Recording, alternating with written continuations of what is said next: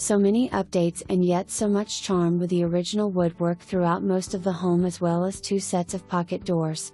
When I talk about updates, it's more than just a little paint or light fixtures. Over the past couple of years, the windows, doors, electric, plumbing, furnace and central air has all been replaced. When walking through the home, you will also notice the kitchen has been completely remodeled with more cabinets added just a few months ago. The new stainless steel appliances also stay with the home. The laundry was previously in the basement and now is on the main level for added convenience. Both bathrooms have been completely remodeled and look so nice.